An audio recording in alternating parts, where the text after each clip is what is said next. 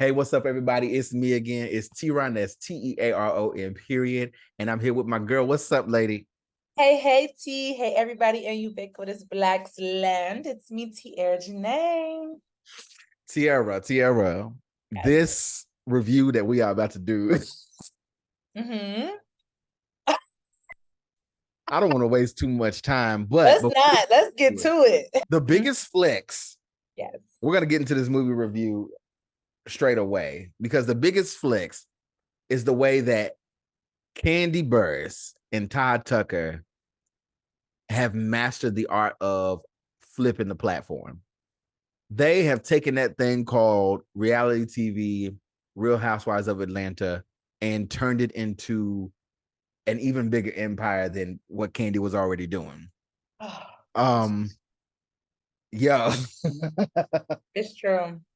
Like, I just want to say before we get into this review for this movie, hats off to the whole Kandi Burruss family and situation, because to be so enterprising, it must be exhausting. And then there's Todd. We know that Todd Tucker, he and Kandi have been together for like what? Probably like almost 10. Yeah, it's been a while. At It's been this a point, while it's now. been a while. I would say a good 10, yeah. Yeah. So they become like synonymous when it comes to like television stuff. So we know that he's done like some other reality shows and TV before, but this is their first independent venture into film. And I mean, well, even on top of that, they are also producing a like a not re-release, but a new Broadway special for The Wiz. Like, they're doing everything. If I'm not mistaken, and y'all can correct me if I'm wrong, or the Googles can correct me, didn't Todd produce R&B Divas? Or am I off base with that? You're off base, but not it's not your fault. He produced Hollywood Divas. That's what it was. Which was a backhanded spinoff of R&B Divas. Yes. I think there was like a whole lawsuit and stuff involved in that. Really? Yeah, it was a whole thing. Oh, but okay. I'm about to start digging on my Googles after this, because I do remember that was a thing. Okay. That's what it was. It was Hollywood Divas, and again, that show was something. It was one of those shows that, like, if you know, you know. yeah. I often. And I'm sure you've experienced this too when we're like chatting. I've often used gifs of Countess Vaughn from that show. You do. You absolutely do. They still hold up. They still hold up. You do. But I say all that to say this: as boring as people say that Kandi is on the Real Housewives of Atlanta, this is a thing. Oh. As far and what they mean, I think, is that she doesn't bring enough drama. No, like, and so people are like, okay, she's boring. Even I think in a recent interview, Nene was like, I don't ever think Kandi was a star. I think people like seeing her and her family, but it's like the camera doesn't necessarily like her. And I get it, but at the same time, I love seeing a boss make moves. I'm sorry. I mean, yeah. And Kandi been doing this for a long time. Yeah. So that's an interesting critique. Yeah. It's very interesting. And then it's so funny too, because people have been, from what I've seen online, they've been comparing characters in this movie to these characters in real life. So really? They believe that the mom in this movie, which, well, before we get into it, so we're reviewing The Pass. Where is the rich bum? Is he on one of them business trips consulting? Ma, please don't start, okay? He's a really great guy. It is supposed to be me and you against the world, baby. When's the last time you gave him some? Yeah, it's been some weeks. TeaRon and I, we try to pack. How do you do that? Are you ready to come to the dark side? And I was excited to watch this, I must say, only because, like I said, I love seeing a boss make moves. This is something that was completely done independently by Kandi and Todd for the most part, and they chronicled a lot of the process on this recent season of Real Housewives of Atlanta. So there was really? So there's a lot of build up for it. Okay. Which is where I learned that a lot of the locations that they shot on were their own house. So oh, really? yeah. That's kind of dope though. Okay. Yeah, and it was a way for them to, because it's about budget, right? Sure. Let's call it what it is. It's, you're doing stuff in Hollywood, especially if you're doing it independently. Budget is a factor. So all the bedroom scenes, the when we see the scene starting out, even the outside shot of the house is Kandi's house. So they didn't, they did not spend a lot of money on locations, which could be clever, but also sometimes I'm thinking like a soundstage probably would have been more clever. You know what? But I was excited to do this. What were your thoughts leading up to watching this movie before we dive all the way in it? So I gotta be honest, I didn't know about the movie until you sent it to me. And then I watched the trailer and then I saw that it was Kandi and Todd, so I was instantly interested, which is, I'm sure, part of the whole thing.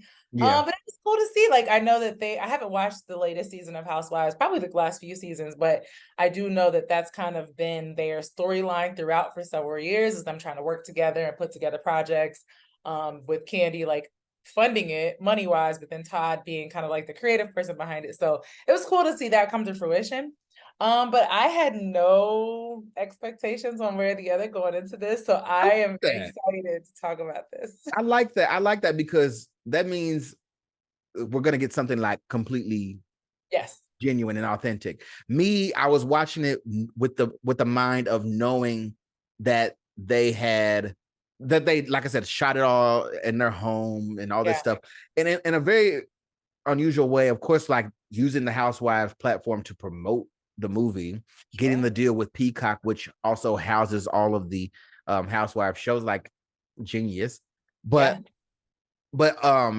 they showed some behind the scenes stuff and it kind of killed some of the like plot twists because you kind of because you already knew it. Like in the show, they were talking about Drew had a situation and they were talking about if Drew was like comfortable or going to be comfortable like having relations with a woman on camera and all this stuff. They kind of, but that ended up being a huge plot twist in this movie, The Past, that I probably would have seen differently. So I'm interested to see how you got to it. Let's get into the casting a bit, right? Yes, let's do it. So the only person that I fully knew was Drew Sidora, hands down.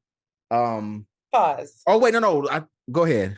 I was gonna say, did you not know any of these like side? Yeah. I was gonna say I knew some other people in there. I think they had like Rodney Perry and some others like that in the movie. But also I've seen the leading man and other stuff. I just can't tell you what.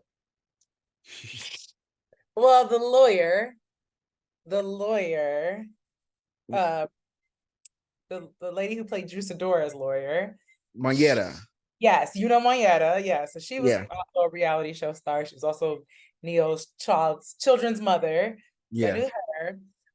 And then I think the stripper, one of the strippers, was, I think her name is Shamia or Shamika. Yeah. So I knew them.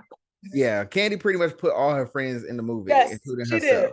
She did. It was very Kandi. It was very Kandi. It was the click. I was waiting to see what's her assistant's name that's always around, the guy. The guy. Don Juan. Don Juan, yeah. I was like, I just know he's gonna walk in with a clipboard at some point. Yeah, it was very that, yeah. But Drew Sidora, I knew. The leading guy the character's name was Maurice, but he's played by Rob Riley. And then the other main girl was played by Erica Peoples, whose name was Tiera. These are the three main characters in this whole thing, the ones that you see on the poster and all this. And then, Kandi herself was in it. I think her character's name was Shay. Here's what got me. Mm-hmm. They put a lot. I think they put a lot of pressure. Or let me put it this way: they anchored the carrying of the movie on Drew Sidora solely. Agreed. Yes. Right? Yes.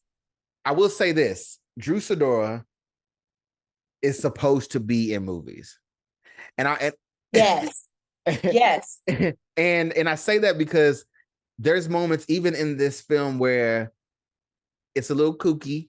The storyline it can, it has this, but her scenes, especially when she's really losing, you can see moments where she's really losing herself in the character. And I was like, this is it. This is what you're supposed to be doing. And also, we know Drew, she's been in, many things over the years, but her as a leading lady, we have not seen a lot of. So they put a lot of faith in Drew in her performance. Overall, what did you take from just that without getting into the story? But I absolutely agree with you. I always tell you I'm with you when you're right, and I'm with you right now. That was like the thing that kept playing in my mind the whole time as I'm watching this is like, wow, Drew is killing this. She's carrying this movie, and she's supposed to be doing this. Like, that was what I was thinking the whole time. Like, she was so good. She really did get lost in the character. It never felt like, oh, I'm Drew Sidora and I'm acting. It was like, no, she's this character. And if we're going to call a thing, she outacted everyone else. Everybody. Everyone. And I would like to see her in more things. I really would like to see her in more things. Yeah. Here, so we start out with the movie. Drew Sidora is, I guess she's showing a house, or is she an interior designer, or is she a consultant, or listen, all the above. The movie did a piss poor job of establishing these people's careers. Yes. The leading man, even they even tried to tie it into like the script itself, because Drew Sidora's Nina, her mother Etta, which people say that some of her antics were made after Mama Joyce. I agree. but her relationship with her mother, where was I going with that? Doesn't matter. But her relationship with her mother was, at first I was like, okay, interesting, like, but as the movie progressed, I just sat back and I was like, the character of the mother is so tertiary that we could have left it out. I agree. The mother could have been a voice on the phone that we didn't necessarily have to see. Granted, though, the lady who played the mom, I thought she was very attractive. I was like, yo, I was like, okay, I see her. I will say the lady who played the mom, and I didn't look it up, to be fair. Yeah. But I've seen her in other things. She's done these types of roles before. So she's been in stuff before. So I couldn't place her, but yeah. Yeah. Something. So again, they did a really poor job of, that's what I was saying before. They did a poor job of establishing careers. Throughout the movie, we get a lot of vague dialogue, flat dialogue when it comes to careers. People using words and phrases like clients, meeting, consulting. There was a lot of consulting. The word consulting was mentioned so many times. Yeah, yeah. And in my head, of course, I'm like, there's so many different kinds of consulting, though. Yeah, even with showing us Drew's character in the workplace and establishing these other, I was still like, what do y'all do? They went on an entire business trip. I was still like, okay, but what do y'all do? It's true. Did you get that? I just, like, I knew it has something to do with real estate, but I knew it had something to do with interior design. But Drew was, there's another C word, contracts. Drew was trying to make partner. I was like, okay, is this, so there was a lot of that. Here's what I would say. Yes. If you don't know enough about a career and you as a writer, you're writing characters that have certain jobs, right? Give them a more practical job. It's one that you'll be more versed about. Or consult with or do some consulting. Have a meeting with a person in that field that you want this character to have a job in. Have a consultation. That bothered me. That really bothered me. I get that. Because the job is a important background note for all the things that take place in this movie. So setting it up, Nina is in a relationship with Maurice. She's married to Maurice. Is married to Maurice. That's a distinction. Is married to Maurice, and for some reason, I keep saying Drew. Nina. Drew's character, Nina, is very caught up in leveling up in her career path. The whole time, the movie tries to let us know in the beginning with Nina and her mom that there's like some poshness involved, like a certain standard of living that they are used to. Uppity blacks. I don't think it did a good job of letting us know that, to be honest. I think that was implied. You don't feel like that was implied? If it was done so subtly that I didn't get it. Like this. Yeah. The mom was there chatting with Nina, and it was, she was basically like, talking down on Maurice, because she also said in the script, you've been dating him, you all been together for this many years. He does consulting. What kind of consulting does he do? So I thought that was funny because they tried to tie it in, but then I realized they probably just shot that scene out of order because nobody knew what they did anyway. But they're doing that, and the mom makes it a point to mention that he's doing all this, different work, whatever it is, but he's not doing it on the level of like sustaining your lifestyle. Is he on some sort of a business trip consulting? Okay, please don't start, Mom. What? He is really great at consulting. You guys have been together for 7 years? And do you even know what kind of consulting he does? Mom? I'm just saying, he can be out there doing anything. Yes. Actually, he has been consulting Fortune 500 companies in Boston since before we met. Okay. So my man knows what he's doing, and he is fine. Okay, just not fine enough to take care of you at this level. But then in that same scene, the mom and Nina are making chili. And to me, that doesn't, I'm sure people would. What does that have to do with anything?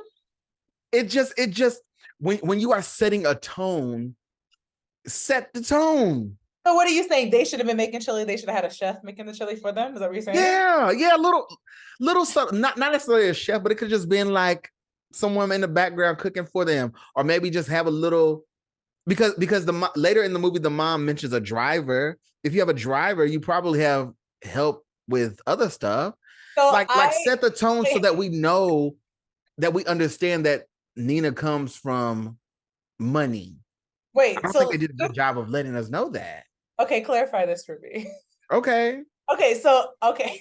Wait. Is it the fact that they were cooking themselves, or is it the fact that they were cooking chili? Like, I'm just both. I'm sure wealthy people eat chili. Yes, right? They do. But in the context of a scene, yes. When you're setting the tone of a scene and you're trying to let us know that this character she comes from money or she's They used to got a certain money. lifestyle.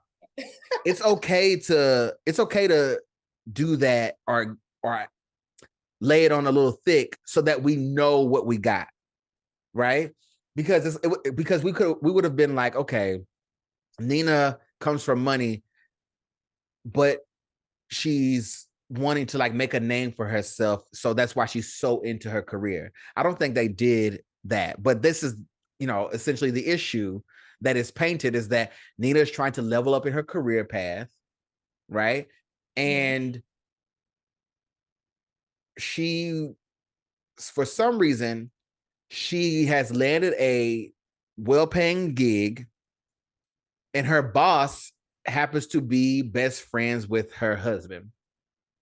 Your take before we get into that. Well, not to spoil the movie, but I do think that this is important. Go ahead. Oh, wait. Before you say that, spoiler alert. Oh, sorry. Yes, spoiler alert. One of the opening scenes where we first see the husband and the best friend / his wife's boss, they are in a jewelry store. Yes. And they're buying, yes, you guessed it, a ring for his wife. But the way they set that up, which I did think was a little bit clever. Yeah. I appreciate how they did this, and I thought the movie would have been more clever based off of this. The way that this scene is set, it looks as though he's with another woman, which technically he is. But what we find out is that the woman is his best friend, his wife's boss. They're all cool, and he's buying the ring for his wife. That bad boy right there. Are you sure? Yes, I'm sure. But that's the one that's on our vision board. So it's gonna work. Beautiful choice. Thank you. Try it on. Yeah, y'all about the same size. Make it happen, Captain. Okay. But he's texting his wife and saying, oh, I'm with the homies. I'll be home late. It looks like he's lying, which he technically is, but he's doing something nice for her. So I thought that was a clever way to kind of spin that. Yeah. Because at first we're like, we think out the gate, oh, he's doing something wrong. But it turns out that he's doing something sweet for her. So I thought that was nice. I like that. It was a way for them to mislead us. Yeah. And that was a bit clever. Yeah, I like that. And then let's talk about some of the friends. So not only is Nina's boss, Tiera, by the way, is her name. Tiera and Maurice are best friends. So that's Nina's husband and Nina's boss are best friends. Mm-hmm. So that's probably how she got the job. Yes. It's the plot holes, man. But then let's talk about the other friends. So early on in the movie, we meet some of Maurice's friends. And what do wealthy Black men do in their leisure time? They play golf. Here's what I took from the scene where we first meet the other gentleman, right? Yes. Mm-hmm. Number one, the dialogue was so flat. I struggled to get through that scene. And then as the scene was like wrapping up, so he goes and he meets his friends and they're discussing the idea of a pass. One of the friends is single, and it's like a joke amongst the boys' friend group. He's single, he hooks up with different people, and then another friend is married. However, he and his wife have agreed to a hall pass or a pass, meaning he can sleep with someone, as long as they agree to it, and then she can do the same. And then that's where we get the premise for everything else that takes place. And look, it ain't cheating if she knows about it. Whoa, so you telling me Shay gave your big head ass a pass? That's what you talking about, a pass, right? Look, get the fuck out of here. Shay's been giving me a pass to do my thing for a while now. Just the happiest I've ever been in my marriage. Maurice, why don't you use the pass on Nina? But the guys, they go in and they're just like, hey, why don't you use this pass? We didn't need all of that. Here's what I was getting. Like when I was watching the scene for the first time, I was like, do we need this many friends? But also what I didn't like, because like I said, the dialogue was just so flat. And I was just thinking, like, this is a problem. These men and the conversation that they are having are what women think guys have conversations about. They're like, this is why we don't try. Not one friend went against the grain a bit or challenged it a bit. Even Maurice himself, when the idea of a pass was coming up, nobody was like, oh man, I don't know, that's your wife.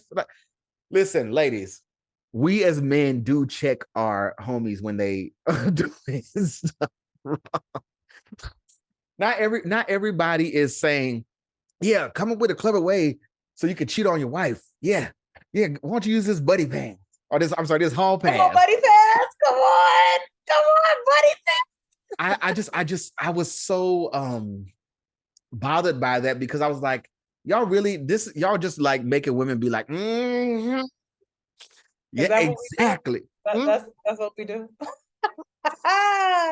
You know, I appreciate this perspective. It's interesting. I too had issue with that dialogue, but it was more because I was like, at what point did he mention him being unhappy in his marriage? At what point did he say never? Like, he never said me and my wife don't connect.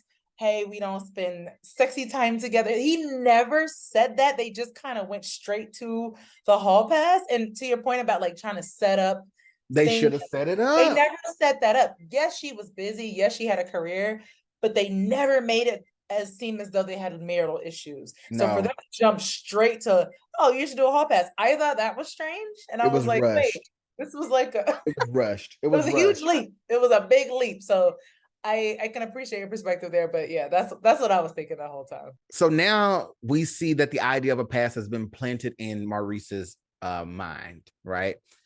So we go from there, and then we move on to the couple being at dinner, the couple being Maurice and Nina, just at home at dinner, and they're eating salad. I was wondering if you're gonna mention what they ate because it wasn't the chili. So it wasn't chili. This is another night. But if that's the thing. Like if you're gonna make chili, we all know that chili's good several days after. Like it's way better than the first night. So why shouldn't they should be eating chili with that salad? But no, so they were eating salad, and and this is when Maurice finds it appropriate to bring up the idea of a pass to Nina. Okay. Well, speaking of that, Dion brought up this thing about him and Shay having a pass. Like, do you know what a pass is? You mean like a hall pass?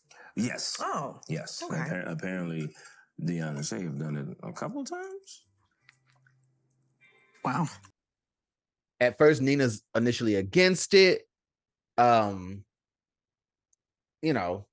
she just kind of leaves it alone. But then also the reason that we don't get a close on that conversation, or it doesn't really go as far as I feel like it could have, is because Nina gets a call from her mom, which, why is your mom calling late in the evening? It's dinner time. I was like, why is her mama keep calling? Yeah. As a person who talks to her mama all day, every day, like, we still have boundaries with one another. Like, so like the fact that her mama kept calling and then she got away from the table to take the call from her mama, I thought that was strange too. I was like, they just really wanted to paint a picture of like Nina neglecting Maurice overall. But I didn't feel that way. Did you feel he was being neglected? No. Here's what I would have done with that scene. Okay. Mm-hmm. Hey, Jesus.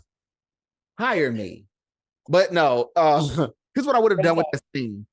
Even though, and this is also a problem I had throughout the movie, and it could have just come down to budget and time, but even though you have less to work with, you're shooting in a confined space, whatever, let's get those shots tighter. If you wanted to mislead us, the audience, to believe that Maurice is being neglected by Nina, and he's getting frustrated because she's answering these calls, let's get tied in on his face. Let's get the emotion, the expressions, maybe a tapping of a fork, right? And then also, as that scene was happening, I was like, it's too quiet. Let me know if you felt this. It's a score, music in the background is something that people don't consciously think about unless you're making, movies and things. But I was just like, this scene is too quiet. It needed a dramatic score happening. It's just those two at the dinner table. Make that scene as intense as you can to paint the picture of the rift between them. It would have really leveled it up if those, like I said, if those scenes were shot with a tighter angle, meaning we get full close-ups, and we got a few, like, Drew being like, what do you mean a pass, right? We're getting those.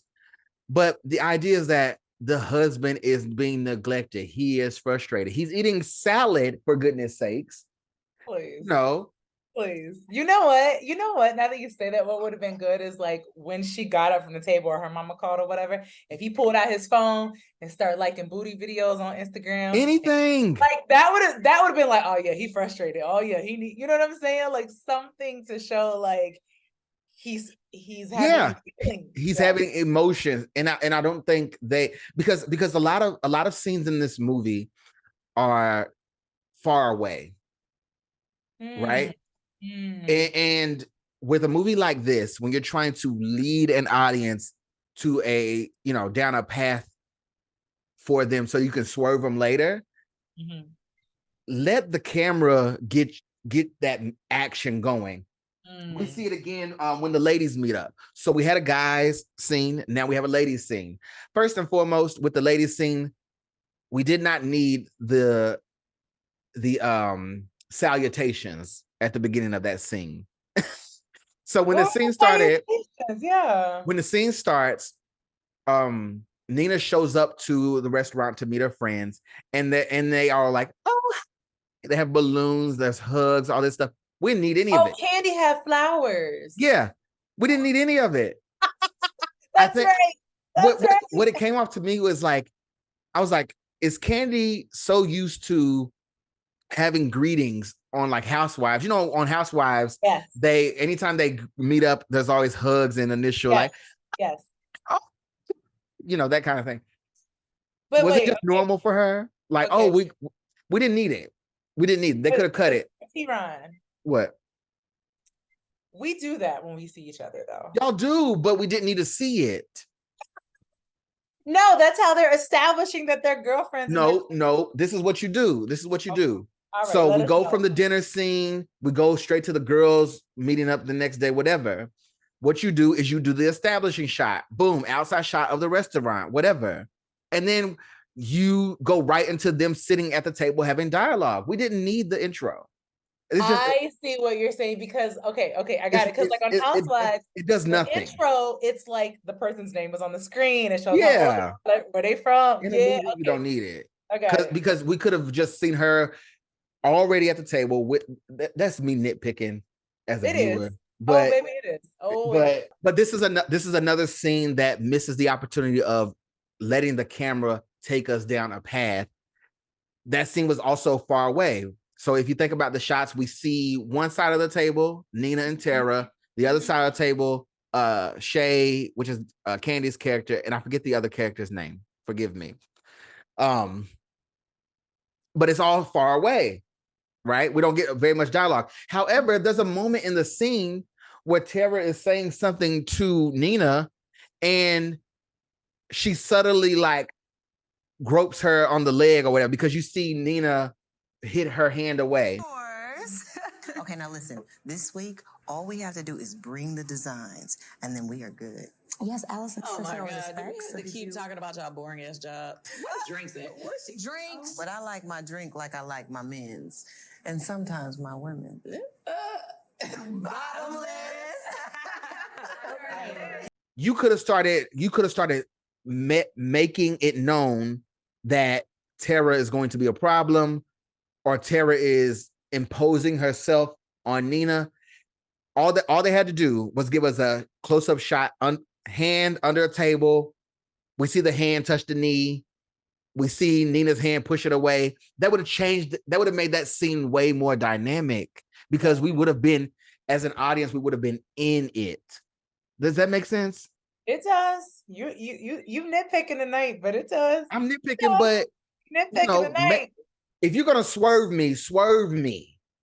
But we got swerved. We're gonna get to that, but we got swerved. I will say in that scene, I was made to feel extremely uncomfortable. Because of like the Tiera, like where you're saying she was kind of coming on to Drew Sidora's character strong, and it wasn't like in a subtle cutesy way. It was there's nothing subtle about and character. I was confused by the scene because I was like, wait, are they homegirls? Because you don't do that with your homegirls. Like we can touchy-feely, we hug and we like whatever, but it was sexual. Like you don't really do that with your homegirls. So I was confused by that. I was also confused by Drew's reaction to it because she didn't have a like, girl, get off me. Like she was kind of let it slide. So I thought that was weird. Like that was strange. But then I remembered like, wait, not only is this her homegirl, this is also her boss. So that made me uncomfortable as well. So I was very confused by that whole scene. I was lost. But again, this may be me this may be me nitpicking again, but to go further along into the scene, again, more flat dialogue. I feel like some of the dialogue was backwards in this scene. And what I mean by that is Nina tells Shay, Kandi's character, she's like, I heard you got a pass. Wait, how'd she do it? Do it again. I heard you got a pass. Right? And Kandi's character goes on to be like, yeah, I got a pass. And so they're going into it. And then at the end, she says, how do you know? Oh, she did. And I'm like, scratch that. It should have been, I heard you got a pass. Who told you that? Who told you that? And then tell him about the past. And then you flip it on Drew and you say, well, Nina, and you say, well, what do you think about it? Why don't you try it? You know what I mean? That would have been the way to.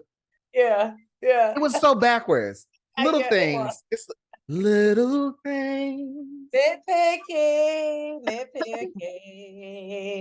But critic. Oh, and also, let me say this. By the time we got to, we had the men's scene, the women's scene. With friends like these, who needs enemies? The men were encouraging the guy to cheat. The women were encouraging Nina to cheat. I mean, I guess it all came out in the wash, kinda. But if you're swerving me, there was not one contrarian at the table. No, everybody down. Everybody's down. Yeah, I would cheat on him too. They didn't say that, but come on, shoulder shimmy. I can't imagine having a group of friends and not one of them is a contrarian to an idea. Because to me, that's not real friends, which of course these weren't real friends. So Nina goes out of town and she goes to LA. She goes on a business trip with Tiera, her boss. And what kind of business? The business for a meeting with a client. To consult. For a chance to be partner. You know, just vague. They apparently arrive at a hotel and Tiera gives her like the company card, you know, all this stuff, whatever. At this point, Nina has already given Maurice the pass. She's already agreed, like, okay, you can do your thing while I'm away on this business trip. I'm not interested. This is what she says. But they do set some rules. Do you want me to remind you what the rules were, Tiera? Yeah, remind me, yes. So, what are the rules? I mean, okay. So, you can't have sex with friends. Okay. Or neighbors. No friends, no neighbors. You get one night with this person. Okay, one and done. Before I get back from this business trip. Okay. And after that, that's it. Okay. Got it. The last one, which is what I think through everything, was no questions. If whatever happens, happens, you are not to question me afterwards and make it a thing. Oh, I forgot this is where I think the writing was trying to be very clever, because if I'm not mistaken, it was Maurice who said no questions, which put Nina's character in a very funny space of she couldn't check him on anything because she agreed to these set rules, right? Mm-hmm. So, oh gosh, Tiera, I almost forgot. Before we went out of town, all the friends collectively went out, or they didn't go out. They like surprised Nina at the job, or I don't know. It was not well told. So remember, they're setting the rules, and then the friends show up after they set the rules. The girls or the whole crew? The whole crew. They show up after the rules are set. They show up like they're already there. And Nina didn't think like, wait a minute, did y'all just hear us talking about our personal business? I don't know. They come out of the place, you know, they obviously had some drinks, had a good night out, and we get a random. Now all of a sudden there's a score. Now there's background music. Okay. All of a sudden there's two gentlemen sitting at a table. One of them spots Maurice, and he's like, yo. Hey, yo, Trent. Hey, Trent from Boston. I knew that was you. You fucking crook. No, bro. Hey, no. Hell no. Ain't no relax, man. He did that slick shit with my sister, man. Took everything she had, man. Man, get up. You don't know me, bro. Your boy is foul, man. Yo, why you do that to my sister like that? You know, he's going off. He's snapping. And he's calling Maurice by another name. Yeah. Yes, that's Trent from so-and-so. I can't remember where. He was Boston. Saying that was Trent. Boston. He said Boston. That's Trent from Boston. He did that to my sister, you know. And it was a commotion, and the scene starts to get real choppy. And when I say choppy, I mean the screen goes dark. And we see Nina and Shay, Kandi's character, they all rush off to get in the car because this guy's getting rowdy, right? And Maurice is just like, go ahead, go and get in the car. And it's a lot of commotion. But I'm watching it and I'm just like, this is my face while I'm watching it.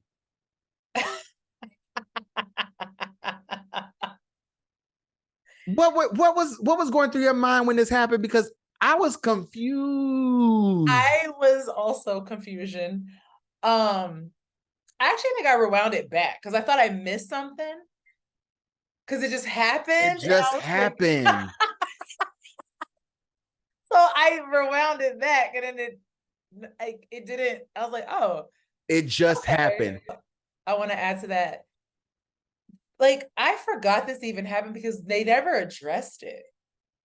No, not really. Like, no one ever. Sidora never said, "Hey, what happened back at?" No, this is what she did. So when they got in the car and they sped off. First of all, you ever see those old like Hollywood movies where for comedic effect there's a car chase scene and the film is sped up in a silly way? That's how the car is sped off. Goofy. But no, she doesn't question like what happened, you know, all that. So Maurice comes home with a bloody mouth. Manage yourself pretty good out there, Trent. Hey, that shit is not funny. I'm sorry, when really all that popped off, and you had a jerk, you know. That's not the right way. That's not. No, if that were your husband, there was no concern. Yeah, like no concern. She wasn't questioning. Nothing whatsoever. So all of that, I'm sorry. So he had gotten the pass. All of that happened, and then we went out of town. Again, this is actually, I put in my notes here. We go out of town, and they use a bunch of job words. Some more job words. Job words again. There's a lot of job words in this movie, like making partner, clients, consulting. She's opening a new location in France, and all these things. So apparently, they were going to LA to meet with a celebrity client who owns some property. We never meet the celebrity client. Oh. We never see any business being done. None of that, which is fine because it wasn't needed. Yeah. But what we do see is Tiera, her boss, and Nina at the hotel bar. Okay. They're at the hotel bar, and Tiera is completely inappropriate, completely coming on strong, making me uncomfortable, and I'm a whole man.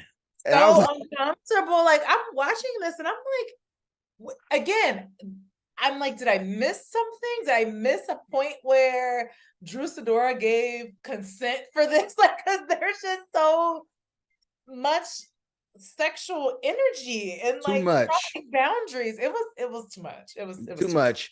And we get to a point where Tiera is like, oh, that man's looking at you, women being, and Tiera is pushing Nina to take advantage of the pass that she's given to Maurice, right? Yeah. Making her feel like you deserve this. You may as well enjoy living the moment, that kind of thing. Nina was dancing with some guy at this club, hotel bar, I don't know.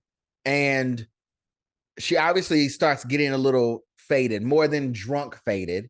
So I was like, even because this is before we start to see everything unravel, I'm like, is she playing drunk or is there more?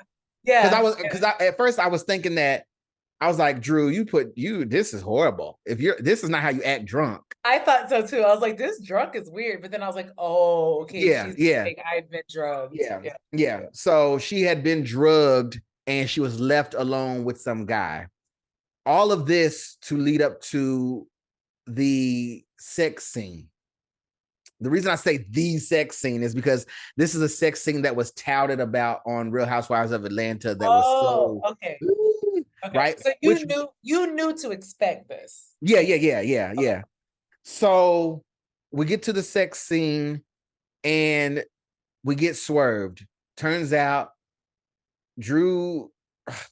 Nina is having intercourse with Tiera. It's a huge reveal, right? Apparently it wasn't, if you already knew this. It's a huge reveal in terms of the script for the movie.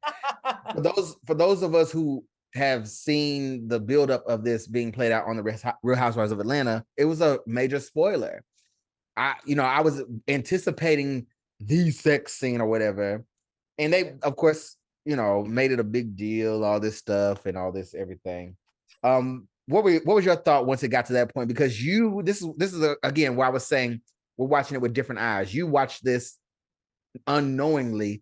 Mm-hmm. That plot twist or that scene where they reveal that it's Tiera down there. Yeah. What was that for you? Like down there. Don't say down there. That was Tiera down there chewing. What was that?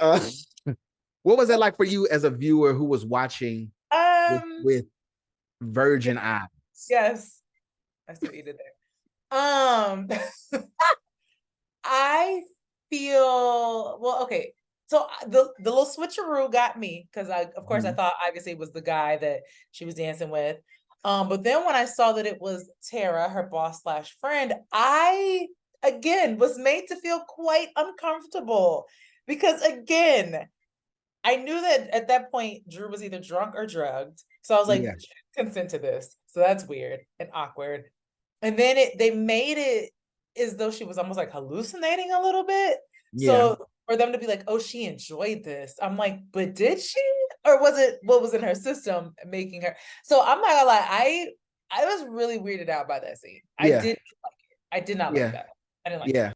The plot twist of the fact that Maurice didn't use his hall pass. Mm-hmm. He ended up getting sidetracked with business that he just didn't do it. It wasn't important to him. He was like, nah, never mind. It just didn't happen. Sorry, let me tap in right here. No. Because the business he was doing, he was supposed to be buying a strip club, right? Yeah.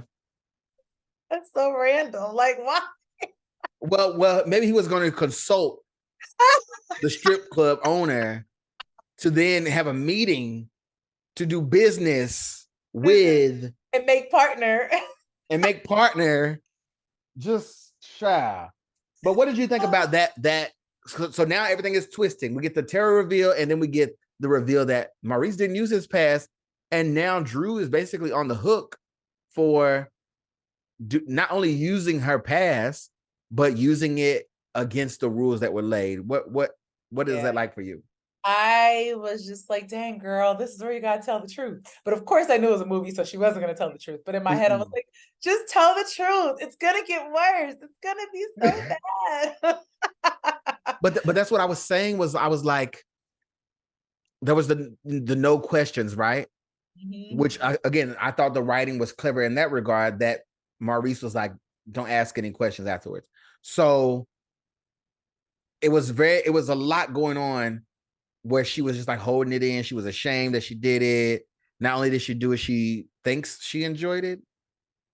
And she works with the person that she did it with. So there's conflict after conflict. She's not that close with her mama because she didn't tell her mama nothing. Okay, so can we talk about it? Because that was the thing that I was thinking about when you kept saying that the mother character was not necessary. I felt like they did that because Drew's character needed an ally, right? But the mother really wasn't an ally for her because she never disclosed this to her mother. She couldn't confide in anybody. Fast forward, things get crazy. There's like the friends meet up for like a spades game, and all this stuff is going on. Nina's going, to work. She's noticing that the boss Tiera is now showing interest in one of the assistants that work there. Assisting what at this job? I don't know, because I don't know what the job is. Here's where the plots get holy. And not like praise. Like pothole. We see Tiera. There's like supposed to be an anniversary party, because remember at the beginning, Tiera and Maurice were buying jewelry for the anniversary party that we see later, where Maurice gives Nina a ring. Well, at that same event, we see Tiera roaming around the house planting items. Tiera finds herself in Nina and Maurice's bedroom, where she plants what does she plant in the bedroom? Panties, right? And she plants them off up in the corner of a bed somewhere. And then later that evening, after Maurice, he doesn't do a proposal, but he gifts Nina with the ring that she had been wanting. He saw it on her vision board. Based off her vision board. That was sweet. That was cute. Which we never saw. He saw it though. We didn't need to see. He saw it. And we get a scene where Maurice and Tiera, even though they're best friends, this is like the first scene that we get them alone together, other than the jewelry thing. Yes. Oh, right? Yeah. So that was far and few between. But they are meeting up in the backyard, and Tiera is like, that's beautiful. At this point, we know that Tiera has slept with Maurice's wife, and she claims that's her best friend or whatever. So to the audience, it's supposed to look like Tiera is scheming like crazy right now, and that she wants to drive a wedge between them for her own sake. But what I can't get over is like, okay, is Tiera's kink messing with somebody's mind? Like what? Not her kink. Is that what she gets off on? So she plants another item in Maurice's jacket. Maurice and Tiera were outside in the backyard. Maurice took off his jacket to like lounge around. Then he goes inside. He leaves Tiera. At this point, everybody else that was at the anniversary party had left. Tiera should have left. She already planted the panties in the bedroom. Why would Maurice leave his jacket outside if he's going inside to call it a night? It just would not happen. But he did, and he strewn it across the lawn furniture or whatever, the patio furniture. And Tiera uses that as a chance to plant another item in his jacket pocket. Wait, so I thought the item, because this is how I think. I was like, oh, it's a phone number, like a woman's phone number. That's the other thing. The lighting for the nighttime scene in the backyard, we couldn't see anything. We didn't know what she put in his pocket. I thought it was a phone number. And then I thought, oh, wow. And then I was like, no, it's not the 90s. It's not a phone number.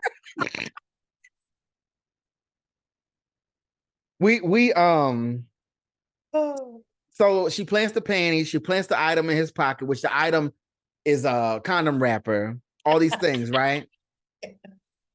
And here's what I don't get. The condom wrapper in the jacket, that's one thing. But as the audience, we don't yet know what really is happening. So if she's trying to plant stuff around their home to drive a wedge to cause friction between Nina and Maurice's relationship for whatever reason, because she doesn't want to be with Nina, she rather likes playing with her mind. Yes. So stupid. I think she wants Nina to want her. Yeah. That's like her king. She's Nina's becoming obsessed with the idea of sneaking around with Tiera and all this. But I was like, okay, if that's the case, who's to say he's not going to get to his jacket first, check his own pockets first? Who's to say that that's his side of the bed or not, and he's going to see those panties first? So if he finds the panties, he's just going to be like, oh, these are hers, toss them to the side. Or he's going to find them and be like, and he's going to question her about panties, but then also he's accusing her of, you know what I'm saying? 100%. I was like, no, there was everything that she planted around the home it was more of a likelihood that he would come across it before his wife came across it. Whatever. We fast forward. Tiera hooks up with Nina again, this time in the home. When this happens, though, the girls meet up again with friends like these who needs enemies. The girls meet up again at some point, and apparently Shay, Kandi's character, is like, I put a tracking device on my man's phone. I put cameras in our house because he ain't gonna be doing stuff on me. And woo, woo, woo. I need to know, Callie. I need to know. I also put cameras in my house. So if he thinks about bringing a bitch over to my house, oh, girl, you know what time I'm on. The cameras get set up. Tiera and Nina hook up again, this time in the home where the cameras have been set up. Nina is convinced by her lady friends to set up cameras in the home because she believes that Maurice is lying to her about his not using the hall pass.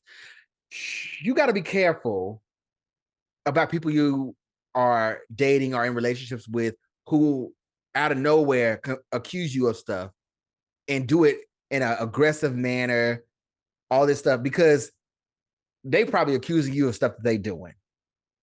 Okay? Nina was mad, furious at the fact that she saw photos pop up on Maurice's phone notification. She got immediately jealous. Oh, he's lying. Oh, and this is when she finally breaks the other rule of not asking questions about the hall pass. What? Did you use your pass? What? No, I already told you no. Hold on. I thought we weren't supposed to be asking any questions. That's the rule. No, you made that rule. Okay, what is wrong with you? All right, first of all, you're never here. Oh. And when you are here, you're acting like hell on wheels ever since you came back from L.A. Why do you keep saying that? What does LA have to do with it? Why do you keep saying LA? You know I'm stressing out about work. Okay. You already know that. Well, then why the hell are you talking to me about the pass? Don't accuse this. Don't try to turn this around on me. You know, you got to watch people. That's all I'm saying. What was your take on that? Come on, relationship advice. I just felt like Drew needed a friend in that moment because I felt like she was in her head and all these little things that Tiera had planted, she was effing with her. But she didn't know this, of course. So I was just like, Drew needs a friend. She needs someone to talk to at this point because it was just her head. And these girls, her friends, were not helpful. Not helpful at all. Not helpful at all. Nina. Don't spoil the end. They have to watch. No, damn that.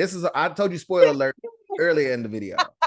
So if you got this far, hopefully you watched it. I'll put it. They have to watch. It's in the thumbnail. I'm gonna put it on there. Spoil. Do not watch this, but because I have to say it. So Tiera has completely won over Nina's mind, if you will. Nina sees her cheating with the well, not cheating, but getting busy at the office with the assistant. After work hours, they hook up again this time. And Nina is so enthralled that she's crying. She's like, I'm gonna leave my husband. I'm done with this. I'm gonna give up all of this for you. You make me feel so good, and the way you make me feel, I mean, I can't stop thinking about you. And I want us to be together. I will literally give all this up for you. Red flag. Again, everything, these pivotal moments were rushed. At the beginning, we didn't get Nina having any internal conflict about giving her husband a pass, even though she was against it at first. All of a sudden, the next thing, she's like, I'm gonna give it to you. Here, we didn't see any conflict of Nina internally facing like confliction of like, I'm about to leave my husband. I want to be with you. It just was like sudden, right? Whatever. So at that point, Tiera's like, oh, I got you where I want you. She hit her with the forehead kiss. Right? She played her to the left. Sure did. And the next thing you know, maybe a scene after that, Nina is talking to Tiera at work, and the assistant comes in with like a random guy, and they're like, first of all, this is the first time we hear Nina's full name in the movie. Nina something. And she's like, yeah, that's me. Baptiste. Yeah. She gets served with papers. Yeah, that's me. You've been served.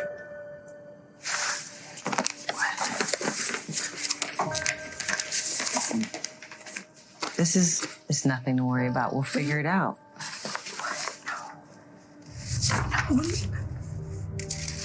When the papers came, what was your reaction? Because you had to be on the same wavelength as I was. I was like, what papers? Again, it was a moment that I was like, did I miss something?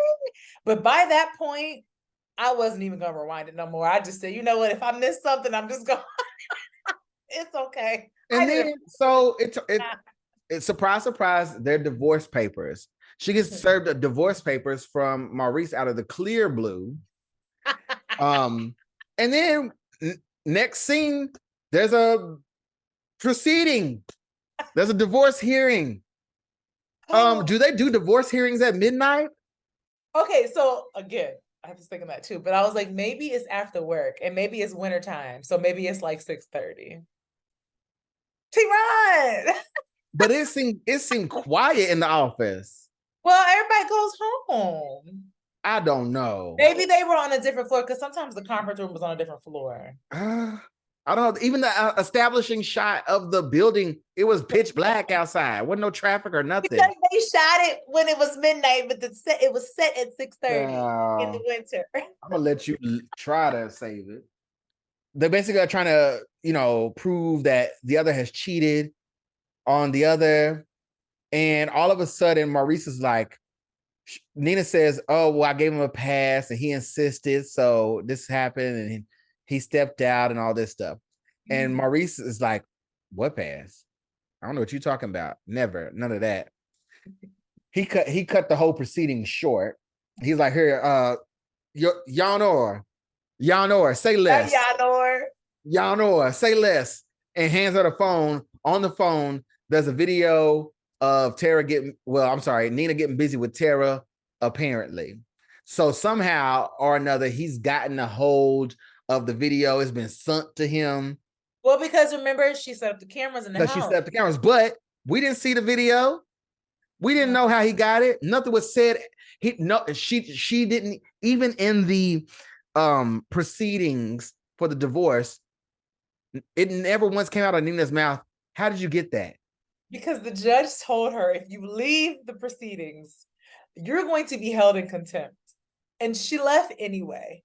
And they never addressed that. She just left. She just left. And the judge told her, you're going to be held in contempt. And she just left anyway. And I was like, so we're not. She wasn't held. She wasn't like, held. She was not held at all because they all looked at each other like, I don't know. They go to this place of business. Now, let me lay this out for you. The office had office spaces, chairs, desks, lamps, computers, printer, ink, you name it, all the way down to everyone's name and title on their office door. Nina leaves the proceeding, goes to the office. Ain't none of that to be found. We see straight concrete floors. The writing on the door has been scraped off. I don't know if you ever had to scrape anything off of an office window before, but you got to get one of those paint scrapers. You got to really put in work. That's, there's usually a contractor that comes in and has to move all that furniture and office equipment out, all this stuff. Ghost town. And all Nina can do is sob with her mom, right? Oh, I got you. And her mom is saying something along, it doesn't matter. You're a winner. We're going to get through this. We didn't need it. I was confused as to how we got there. I didn't know why we went there. Because they could have had that conversation in the parking lot. So I was confused as to why they went to the office. Like, imagine going to your job. Like, for what? We didn't need it. We didn't need it. Because it also made no sense how quickly that office space was gutted and left empty. It just made no sense. Well, the sense was attempted to be made by the final plot twist of the movie.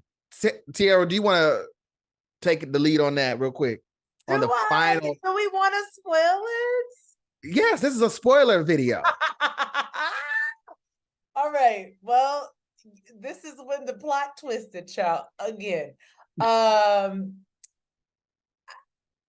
don't even know where they were or what, but we see the group of friends. No more do we see Drew, Sidora, and her mama. We don't see them no more. We see the group of friends dressed in all black. I don't know if you peeped that. Yeah. Of course. They're all dressed in all black. They're dressed in all black. They're standing, I don't know, in a parking garage somewhere, a warehouse. I don't know, somewhere. And I don't remember what the line was, but do you remember what the line was, T? What they said? When they revealed that they were all in cahoots, basically. Yeah. The plan was. I don't remember what the line was, but Maurice was standing there with Tiera, and it was something along because the dialogue in the whole movie is flat. Okay. So it was something along the lines of, we did it. Yes, it was very that, like, yay, our plan came together. They were all dressed in all black, and it was very much like, hey, we finessed this woman out of her money. It took us 7 years to do it because apparently they were together 7 years. And this has been a game that they've been playing. A long game. $9 million they ended up getting in this. He ended up getting in this divorce settlement, which he is, I guess, they don't say this, but it's implied, going to split with his friends, Kandi Burruss, and the rest of them, because they all finessed this woman. Yeah. Stupid. Let me just say. This is the ultimate question that I have in regards to this movie, The Pass. And that is, was it worth it? Was it worth taking us through all of that for this? Yes. When we got to that point, I want you to know I screamed so loud. But did you scream in laughter, or did you scream because you were genuinely like, ah? It was both. I'm not gonna lie. It was both, but it was also like, wait, what? Like it, and I did rewind it again just to make sure I caught it. I rewound it again, and then I remembered who wrote this film. who produced this film. And I said, this is right on brand. I love to see I'm going to tell you what I rewound, okay? The one part that I did rewind was Kandi Burruss's sudden British accent. Were you ready though? Oh, I'm more than ready, and it won't take me 7 years to get it. You got that? I said, yo.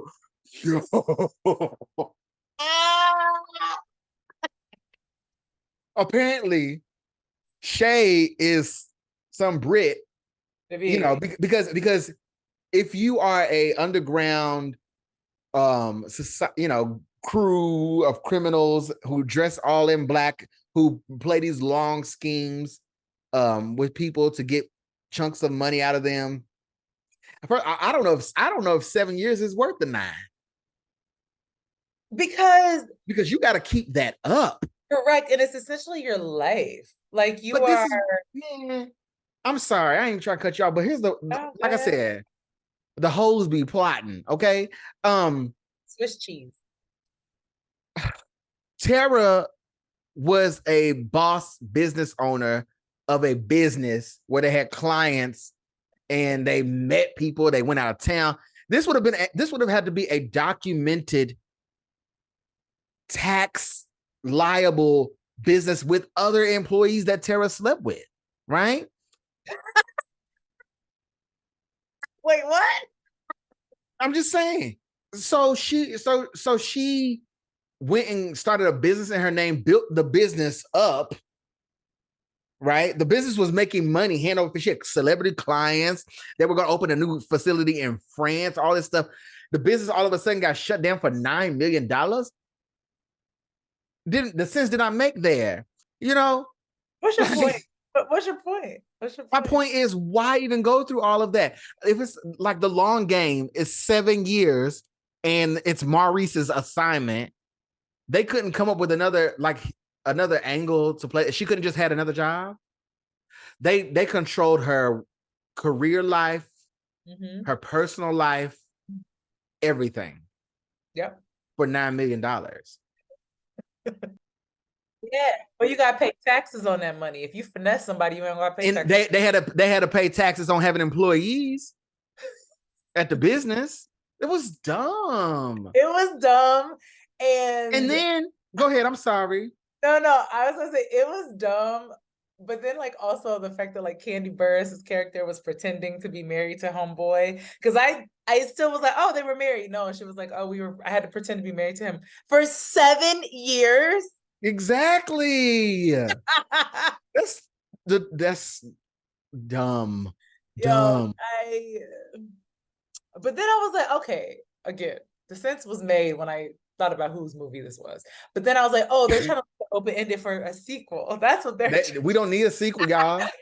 Leave it where it's at. They doing all this plotting and scheming.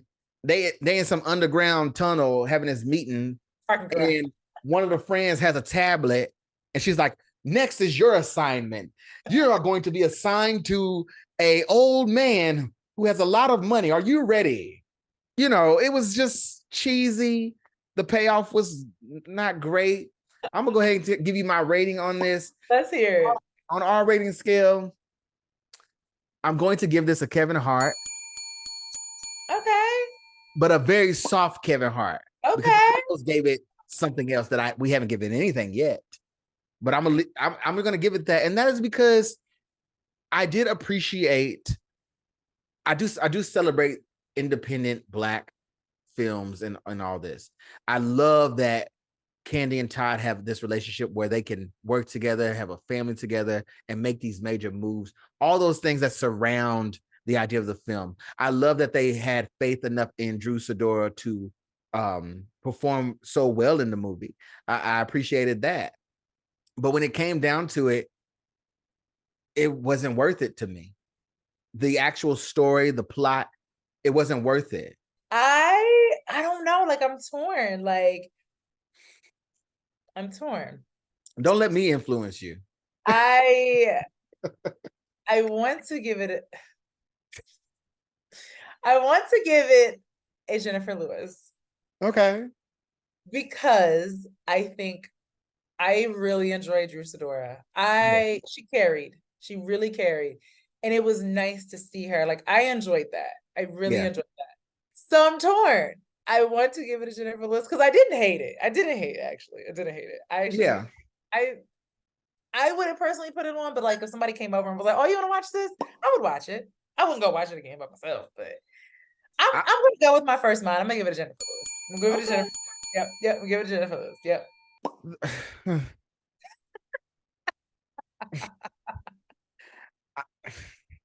It was a ride. It was a ride. Yo, I appreciate you all taking this ride with us because, baby. Yes. Yes, we do. Yes, we do. I have been TeaRon. You can find me all over the social medias. TeaRon World on Instagram, at TeaRon with 2 underscores on TikTok. And of course, you can find Ubiquitous Blacks all over the social media as well, at Ubiquitous Blacks. And if you have any questions, comments, concerns, you want to share love, you can drop that love down in the YouTube comments. If you're watching this, if you're listening to this as a podcast medium, you can leave a 5-star rating and a review. And what else? Oh, you can email us ubiquitousblacks@gmail.com. Tiera, where I said, oh, see, Tiera done got on my nerves, y'all. Tiera. Ooh, okay, you better get it together. You better click your name. Tiera, where can they find you? You can find me on Instagram. I'm at It's Tiera, Tiera. Janee. It's at It's Tiera. Yes, please.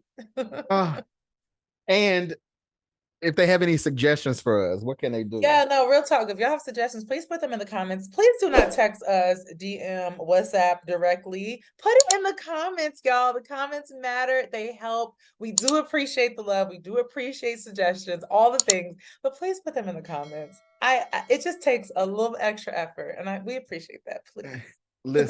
Listen. I'm enjoying this ride, and I'm looking forward to what all this can become.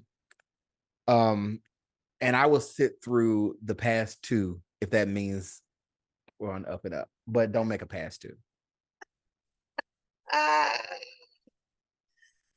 The second pass. The second.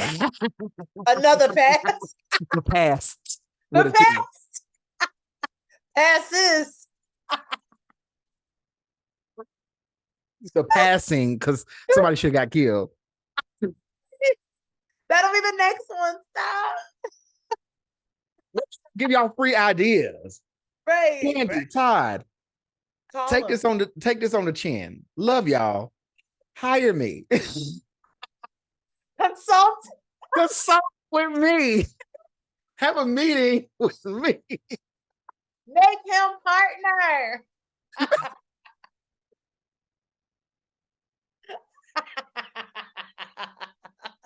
I'm out. Bye, y'all. Bye.